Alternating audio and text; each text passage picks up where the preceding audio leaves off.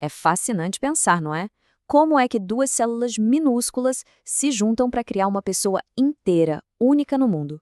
Pois é, hoje a gente vai mergulhar de cabeça na ciência incrível por trás dessa jornada, desde aquela primeira célula até o ser humano complexo que cada um de nós é. Olha só o nosso roteiro. A gente começa com a faísca da vida, aquele primeiro momento. Depois vamos dar uma olhada no nosso manual de instruções genético. Em segundo, vamos entender como esse código é lido. E não para por aí. Vamos ver o que existe além do DNA e como a natureza e a criação trabalham juntas. Então, bora começar essa exploração. Bom, tudo tem um ponto de partida, né? E o nosso é exatamente aqui, no momento em que a vida dá o seu primeiro passo. É um evento único que dá o pontapé inicial para uma história completamente nova. E como isso acontece? A resposta está em um evento que é, assim, único e absolutamente crucial: a concepção. E o resultado dessa união é essa célula aí, o zigoto. Pensa que, já nesse primeiro instante, ele carrega um manual de instruções completo para construir um ser humano inteirinho. Tá, mas e o que tem dentro desse tal manual de instruções? Bom, ele é organizado em capítulos, e esses capítulos são o que a gente chama de cromossomos. No total, o zigoto tem 46 cromossomos. Mas, não é um número aleatório, não. Eles vêm organizadinhos em 23 pares. E o mais legal é que, para cada par, um cromossomo veio da mãe e o outro veio do pai. E é aqui que a coisa fica super interessante, porque é nesse momento que o sexo biológico é definido. Funciona assim: o óvulo sempre contribui com um cromossomo X, sempre. Já o espermatozoide, ele pode trazer tanto um X quanto um Y. Ele é o fator surpresa da equação. Ou seja, no fim das contas, é a contribuição genética que vem do pai que define o sexo.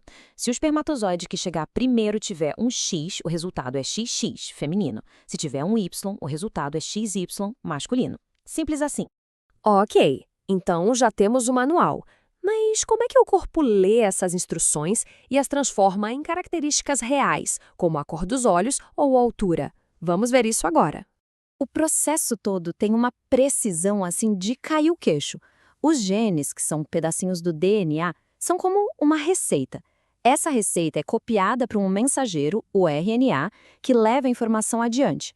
E aí, essa mensagem é traduzida para construir as proteínas, que são as verdadeiras operárias do nosso corpo fazendo tudo acontecer. E para cada gene, a gente herda duas versões diferentes, uma de cada um dos pais. Essas versões são o que chamamos de alelos. E aí que entra aquela história de dominante e recessivo, sabe? O dominante é aquele que se expressa, que aparece. O recessivo é mais tímido, ele só dá as caras se vier em dose dupla. Isso parece bem direto, né? Um ganha, o outro perde. Mas a realidade da genética humana, a resposta é um gigantesco não. A coisa é bem mais complexa e, sinceramente, muito mais fascinante. Pega a cor do cabelo, por exemplo. Não é uma questão de um único gene. É o que a gente chama de característica poligênica. É um verdadeiro trabalho em equipe com vários genes interagindo para chegar no resultado final. O cabelo ruivo, por exemplo, está super ligado a um gene chamado MC1R, mas até ele precisa da cooperação de outros genes para se manifestar.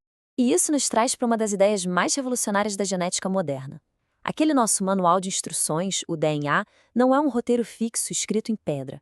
As nossas experiências de vida podem sim editar a forma como ele é lido. A maior prova disso, estudos com os gêmeos idênticos que foram criados em ambientes totalmente diferentes.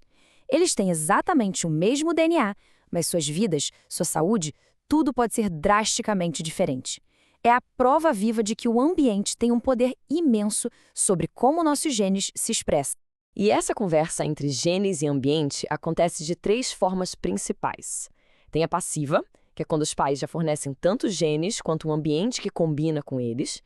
A reativa acontece quando as tendências genéticas de uma criança provocam certas reações nas pessoas ao redor. E, finalmente, tem a ativa, que é quando a gente mesmo busca os ambientes que têm mais a ver com as nossas predisposições. Certo, mas como é que essa dança toda entre natureza e criação funciona na prática, no dia a dia? Vamos olhar para um exemplo bem concreto e complexo. A obesidade é, talvez, um dos exemplos mais perfeitos para ilustrar essa relação. A parte genética é bem clara. Ter um histórico familiar da condição aumenta o risco de uma pessoa desenvolvê-la em 2 ou até 3 vezes. É um fator de peso. Mas, e aqui está o grande mas. Predisposição não é destino. Não existe um único gene da obesidade. Existem centenas de genes que podem influenciar, mas os fatores do ambiente são absolutamente decisivos.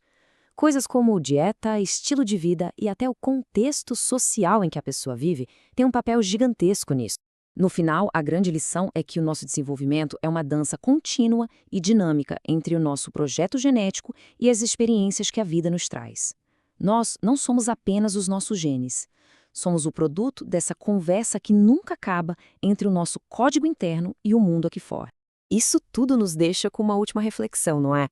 Na grande história sobre quem a gente se torna, o que será que importa mais?